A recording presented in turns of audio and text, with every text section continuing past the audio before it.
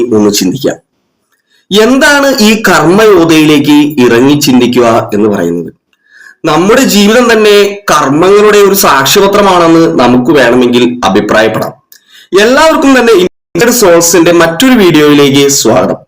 അപ്പോൾ പലപ്പോഴും നമ്മൾ നമ്മുടെ ജീവിതത്തിൽ കേൾക്കുന്ന ഒരു കാര്യമാണ് കർമ്മ എന്ന് പറയുന്നത്. കർമ്മ എന്ന് പറയുന്നത് ഒരു സംസ്കൃത വാക്കായിരിക്കാം. അപ്പൊ ഈ കർമ്മയിൽ നിന്ന് എന്താണ് ഈ കർമ്മ? കർമ്മ ഓരോ മനുഷ്യനും സൃഷ്ടിക്കപ്പെട്ടിരിക്കുന്നത് എന്നൊക്കെ നമ്മൾ പറയുന്നു. അപ്പൊ നമ്മൾ മനുഷ്യരുടെ ജീവിതത്തിലേക്ക് നോക്കിക്കഴിഞ്ഞു കഴിഞ്ഞാൽ അവർ പലതരം കർമ്മങ്ങളിൽ ഏർപ്പെട്ടിരിക്കുന്നതായിട്ട് നമുക്ക് കാണാനായിട്ട് സാധിക്കും. ഇപ്പൊ ഒരു റിലീജിയസ് പ്രീസ്റ്റ് അദ്ദേഹം തന്റെ പുരോഹിത കർമ്മങ്ങളിൽ ഏർപ്പെട്ടിരിക്കുന്നു, വ്യത്യസ്ത കർമ്മങ്ങളിൽ ഏർപ്പെട്ടിരിക്കുന്നു. അല്ലെങ്കിൽ നമ്മളൊരു ജോലി സ്ഥലത്താണെങ്കിൽ നമ്മുടെ ജോലികളിൽ നമ്മൾ ഏർപ്പെട്ടിരിക്കുന്നു.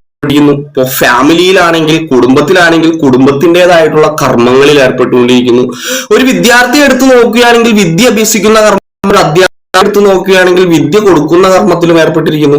അപ്പോൾ വിവിധ തരത്തിലുള്ള കർമ്മങ്ങളിൽ ഏർപ്പെട്ടുകൊണ്ടിരിക്കുന്ന മനുഷ്യരാണ് നമ്മൾ ഓരോരുത്തരും തന്നെ.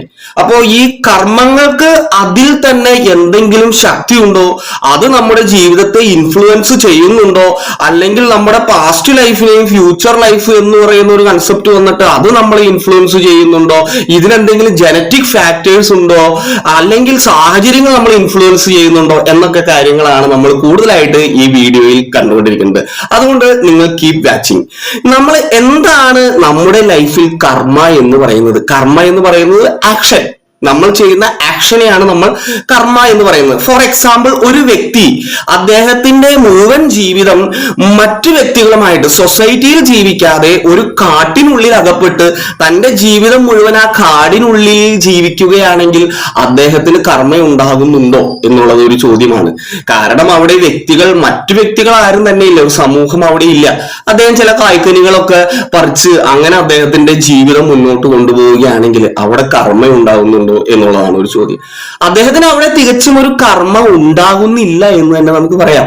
നമുക്ക് മനുഷ്യരായിട്ട് ഇന്ററാക്ഷൻ വരുമ്പോഴാണ് കർമ്മ ഉണ്ടാകുന്നത് എന്നുള്ളതാണ് അതിന്റെ ഉത്തമ ഉദാഹരണം. വേറെ ഉദാഹരണം പറയുകയാണെങ്കിൽ, നമ്മൾ കുറെ കാലം നമ്മുടെ ജീവിതം സമൂഹത്തിലായാലും ഫാമിലിയിലായാലും അല്ലെങ്കിൽ നമ്മുടെ പ്രൊഫഷണൽ ലൈഫിലായാലും അങ്ങനെ ജീവിച്ചതിന് ശേഷം നമ്മൾ ഒരു ഫോറസ്റ്റിലേക്ക്, ഒരു കാട്ടിലേക്ക് നമ്മൾ പോവുകയാണ്.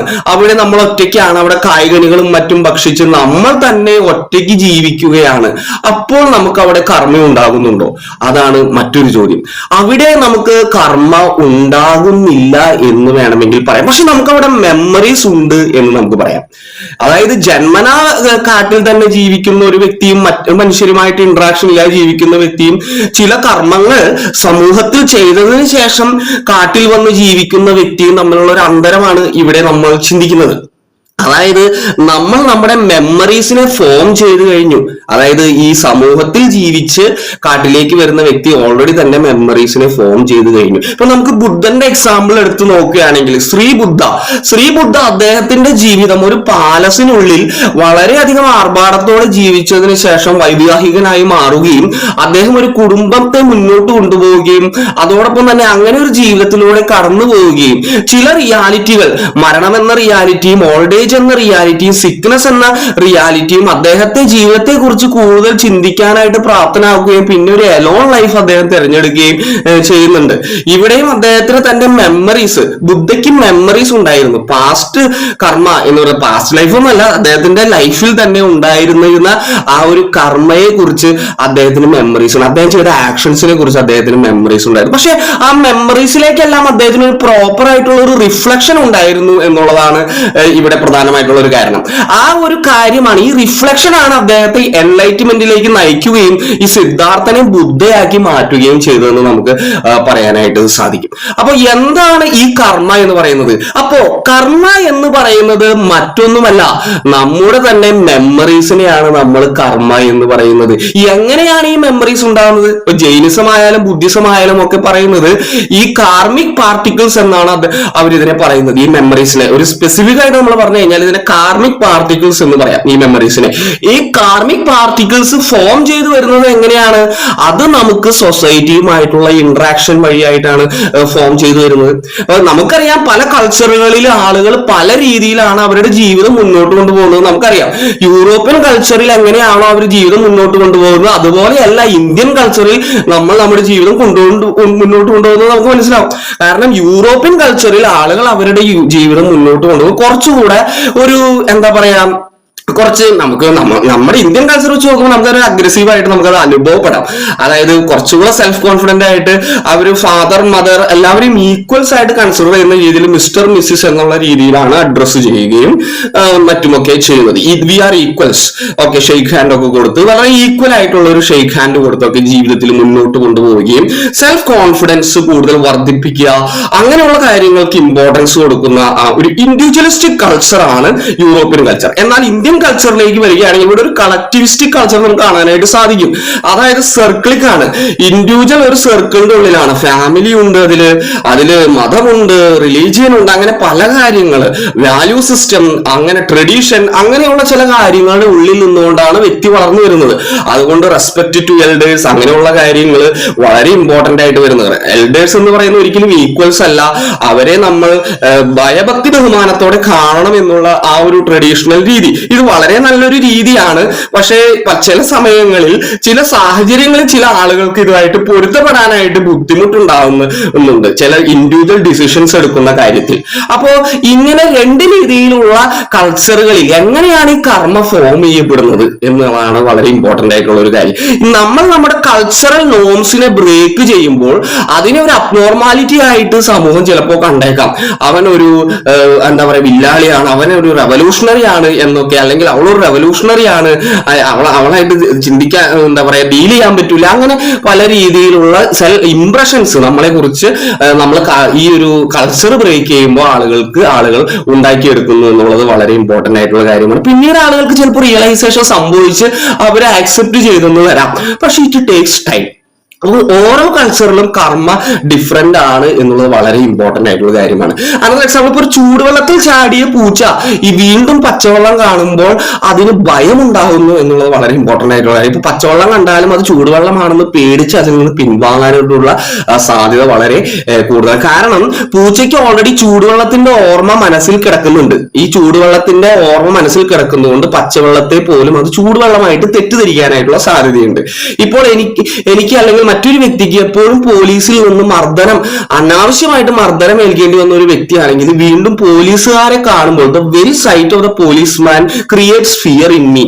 സോ അത് ഒരു മെമ്മറി എന്നിൽ ട്രിഗർ ചെയ്ത്, ആ പോലീസുകാരനെ കുറിച്ചുള്ള മെമ്മറി ട്രിഗർ ചെയ്ത് അതിൽ എനിക്ക് ഒരു ഫിയർ ഉണ്ടാക്കുന്നതാണ്. ഇവിടെ കർമ്മ എന്ന് പറയുന്നത് സൊസൈറ്റിയാൽ ഇൻഫ്ലുവൻസ്ഡ് ആണ് എന്ന് നമുക്ക് മനസ്സിലാക്കാനായിട്ട് സാധിക്കും. സൊസൈറ്റി ആ വ്യക്തിയെ പലപ്പോഴും ഇൻഫ്ലുവൻസ് ചെയ്യുന്നു എന്നുള്ളത് വളരെ ഇമ്പോർട്ടന്റ് ആയിട്ടുള്ള ഒരു കാര്യമാണ് കർമ്മ ഒരു ഇതിൽ വരുന്നത്.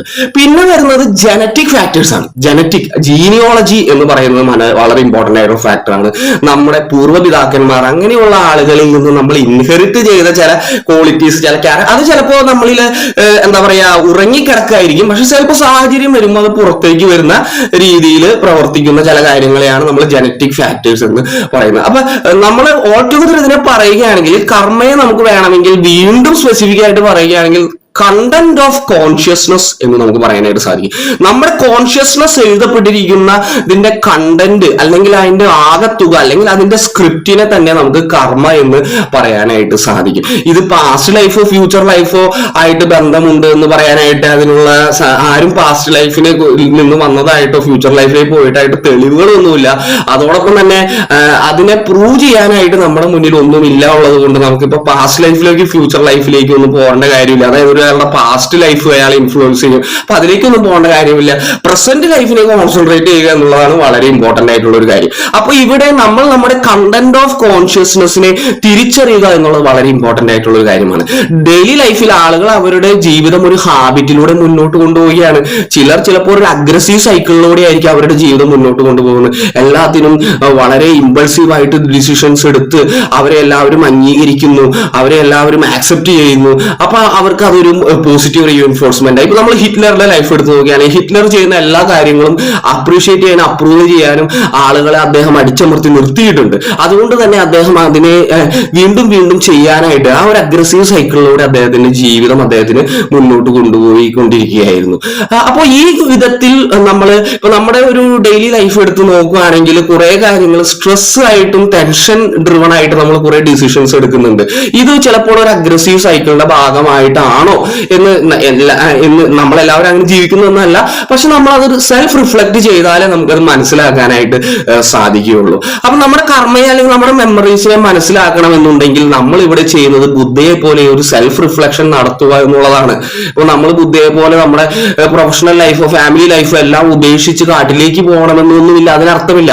പക്ഷേ ഒരു സെൽഫ് റിഫ്ലക്ഷന് വേണ്ടിയിട്ട് സമയം കണ്ടെത്തുക എന്നുള്ളത് വളരെ ഇമ്പോർട്ടന്റ് ആയിട്ടുള്ള ഒരു കാര്യമാണ് നമ്മുടെ ഡെയിലി ലൈഫിൽ. Whatever responsibilities or things we have or money acquiring means we have, നമുക്ക് ഒരു സെൽഫ് റിഫ്ലക്ഷനുള്ള ഒരു സമയം കണ്ടെത്താനായിട്ട് സാധിക്കുകയാണെങ്കിൽ നമ്മുടെ കർമ്മയെ കുറിച്ച് ഒരു പ്രോപ്പർ ഫോക്കസും അറ്റൻഷനും നമുക്ക് ഉണ്ടാക്കിയെടുക്കുവാനും ഈ അറ്റൻഷനും ഫോക്കസിലൂടെ നമ്മുടെ ഒരു ഡെയിലി ലൈഫിനെ അല്ലെങ്കിൽ കണ്ടന്റ് ഓഫ് കോൺഷ്യസ്നെസ്സിനെ അല്ലെങ്കിൽ നമ്മുടെ മെമ്മറീസിനെ അല്ലെങ്കിൽ ഈ കർമ്മയെ മനസ്സിലാക്കുന്നത് വഴി നമ്മുടെ ഡെയിലി ലൈഫിൽ വലിയൊരു മാറ്റം വരുത്തുവാനും നല്ലൊരു ഫോക്കസോടും അറ്റൻഷനോടും അതോടൊപ്പം തന്നെ ഒരു വലിയ നമ്മുടെ ജീവിതത്തിലെ ശരിയായിട്ടുള്ള ഒരു ഗോൾ ഓടുകൂടി ജീവിക്കാനായിട്ടും നമ്മൊരു സെൽഫ് റിഫ്ലക്റ്റീവ് പേഴ്സണ് സാധിക്കും എന്നുള്ളത് വളരെ ഇമ്പോർട്ടന്റ് ആയിട്ടുള്ള ഒരു കാര്യമാണ്. അതിനാൽ സുഹൃത്തുക്കളെ, നമുക്ക് നമ്മുടെ കണ്ടന്റ് ഓഫ് കോൺഷ്യസ്നെ മനസ്സിലാക്കി സെൽഫ് റിഫ്ലക്ഷൻസിലൂടെ മനസ്സിലാക്കി നമ്മുടെ ഗോൾസിനെ മോഡിഫൈ ചെയ്ത് ഒരു ഹയർ ലെവലിൽ ജീവിക്കുന്ന വ്യക്തിയായിട്ട് ജീവിക്കാനായിട്ട് ശ്രമിക്കാം. Thank you dear friends.